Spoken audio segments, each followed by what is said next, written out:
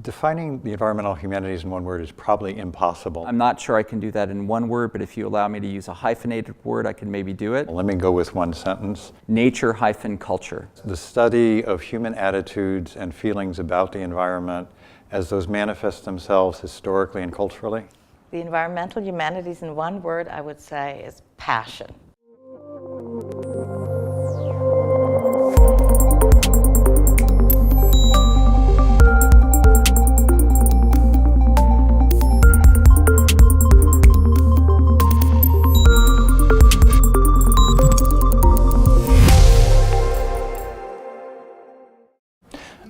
I think there's no issue more urgent in the contemporary world than the state of the world that we inhabit.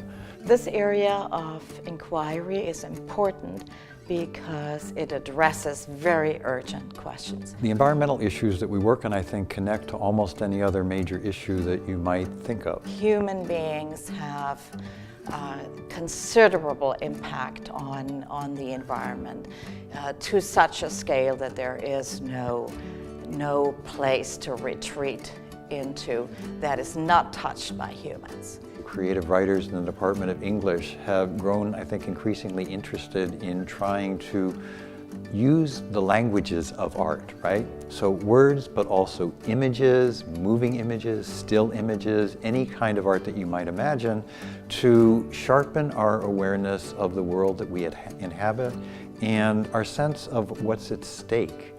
Those who will become leaders in these fields going forward need to understand environmental crises from a holistic perspective, and the humanities are an important part of that holistic perspective. The environmental humanities can bring a full understanding of the root causes of environmental degradation. The humanities, I think, offer an avenue into the critical understanding of language. I tell my students all the time, and I try to make them think this way about their writing too, every word matters. And we have a degree of serious responsibility for every word that we use. And I think nowhere is that more important than with regard to environmental issues. So our hope is that students who take courses in the environmental humanities, who develop a specialization in this area, will become those who chart the path going forward regarding human relations to the environment. Students from the sciences should take away a much more fuller understanding of addressing environmental issues.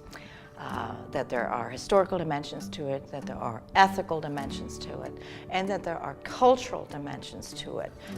I think it is important for people who want to work on environmental issues to have a broadly cross-disciplinary sense of what the field involves, and really to have some background in natural sciences, social sciences, humanities, even other areas.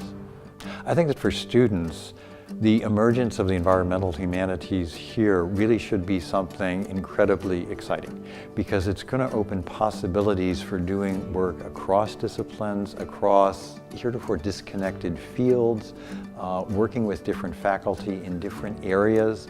There will, of course, be technological fixes that will help us work through the current environmental crises, but those technological fixes will never take without profound cultural change. We believe that the environmental humanities provide students with the tools for enacting that kind of change.